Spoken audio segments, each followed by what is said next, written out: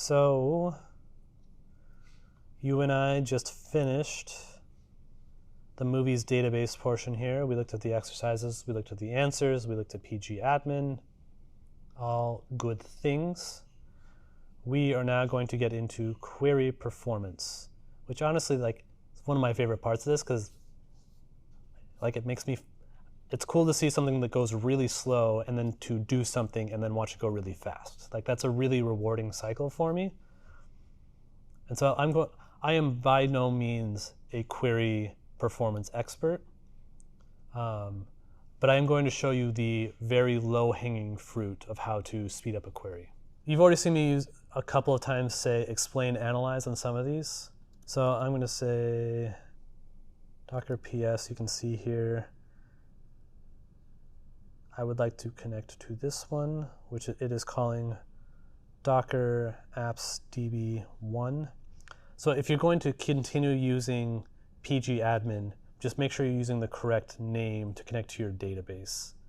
When I say Docker exec here, instead of having SQL, because that's what I was calling it, you're going to call it whatever it says right there, which is probably not Postgres-apps. It's probably whatever the name of the folder is that you started your Docker Compose in, which is probably SQL-apps, is what I'm guessing most of you are seeing. It just has to be whatever the name of your container is. So now this will work for me. If that's not working for you, because I'm not going to be using it anymore, you can also just say Docker kill blah, Docker PS. You can also kill the other one as well, Docker kill blah. Then you can say Docker run. This is the one that I called SQL, right? So that's running again, and I can just say Docker exec SQL. Anyway, point being, you have to call it the correct thing, whatever the thing is. Hopefully I showed you how to do that. That is up to you. You can ask, if you're running pgadmin, you can continue running all of the queries in here as well. That's totally fine. But I'm going to stick to the command line. So here we are. Okay. So I want to look at two different queries with you. Select star from movies where name equals Tron Legacy, which I have an abnormal love for this movie. It's not a good movie. I'm not asserting at all.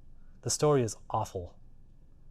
But it's one, the music. You can't deny the Daft Punk soundtrack is amazing. And two, it's just a beautiful movie. Try that again. Okay. If you see this from time to time here, either your container is having a little blip, or your container could also not be done starting up yet if you connect too fast to it. Because what happens when this container starts is it starts the container, then it runs a bunch of queries to seed all of the data in it, and then it's ready to query from. And if you do that too fast, it's a problem. Okay, anyway, enough about my weird love of the movie Tron Legacy. You can see here that when I query, I said select star from movies where name equals Tron Legacy. Okay, I'm going to do a second query here, select star from movies where ID equals 21103, which you can see here, they are both getting exactly the same movie, right? So looking at these two queries here, which I just put right there, which of these queries is going to perform better? The second one. The second one, this one right here. Why? There's a couple reasons. Yeah. Name is like a filter versus ID is a key. Yeah, that's a good way of putting it. So when you do where name equals Tron Legacy, it doesn't know ahead of time that there's only going to be one Tron Legacy. So it's actually going to look at literally every row, all 178,000 rows in our table, looking for Tron Legacies. ID is a primary key. It knows that there is exactly one. Furthermore, it's also indexed by default because it is a primary key. So it doesn't actually even go through row by row. It actually uses a separate data structure called a B tree, as in like a computer science self-balancing tree, to go and find exactly the thing that we're looking for. Now, how would we ever know that beyond just that you know that? Well, first of all, if you look at movies, oh wow, there's a lot of constraints on this. But let's look at movies P key. You can see this is a primary key that is using the B tree based on the ID. In other words, this has an index, right?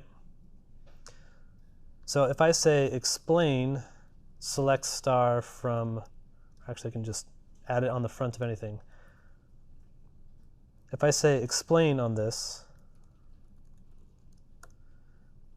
you can see right there it uses what's called an index scan. Anytime that you see an index scan, it means that you're doing a good thing, right? If the Postgres planner, which is what this is called, if the planner is selecting to use an index, it means you chose a good index ahead of time, or you wrote a good query to use an index. If we go back to here and look at this one and I say explain, you can see it uses the dreaded sequential scan, which just means it starts at the top and just looks at every single row, row by row. This,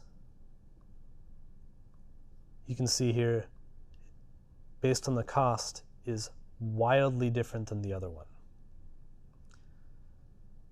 The second number here, 8.44, tells you the total time. So this took 8.44 units. We'll talk about the units in a second, but just know that it's relative.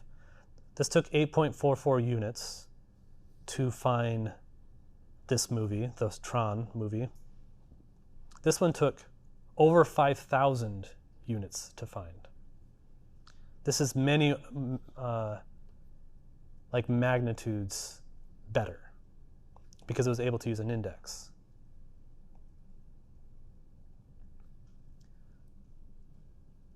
Yeah, so my computers are even running slow today. So that is the one thing about this cost thing, is your computer is measuring itself.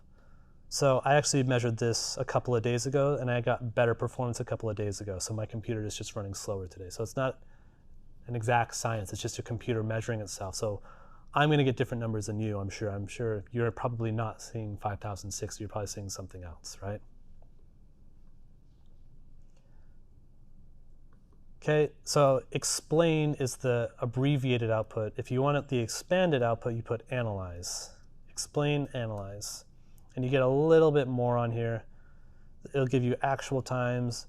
It'll tell you how many loops it went through, what the filter was, how many rows removed by the filter. That's actually a pretty useful one to know. You can see here that it removed a lot of stuff, right? So let's look at the one where it's the ID is.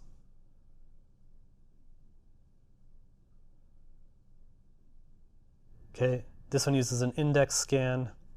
It doesn't even have to remove rows, right? So, because that's not really a concept. It knows that it's looking for exactly one thing because it's using an index search for it. So let's talk about a few things here. Let's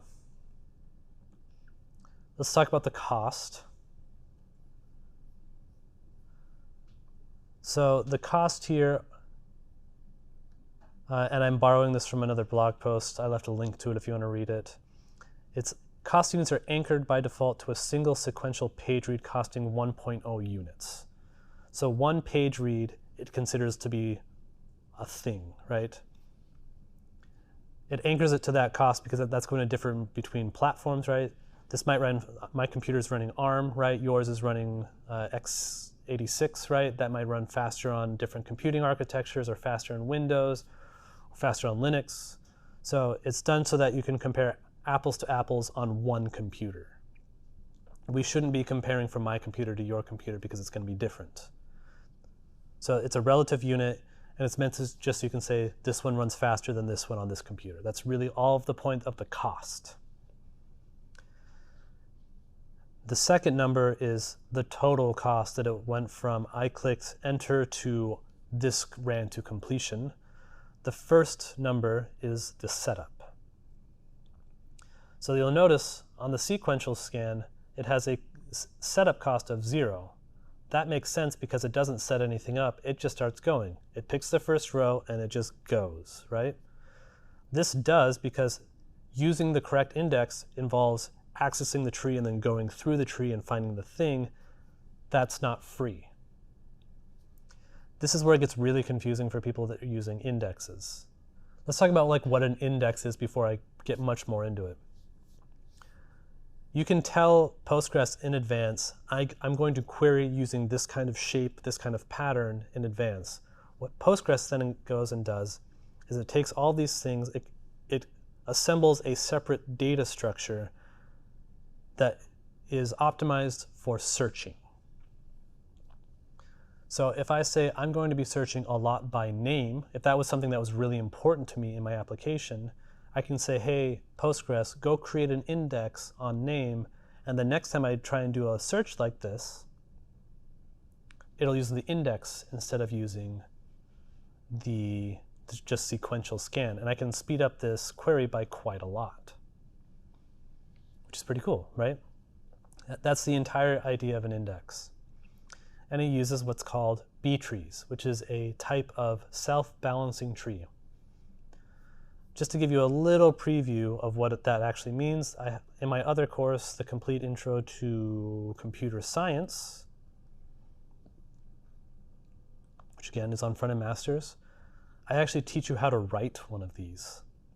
In this AVL tree lesson, basically it creates a tree like this where it can go find those things really quickly, right? So instead of having to look at literally every record in the database, it actually goes and finds it using a tree, which is a logarithmic growing thing. So if you add another 1,000,000 rows to the database, that tree doesn't grow very much. What I'm showing you here is actually what's called an AVL tree, which is a very simplified version of what a B tree is. A B tree is much more complicated, but it ends up being much faster to look things up in. Okay.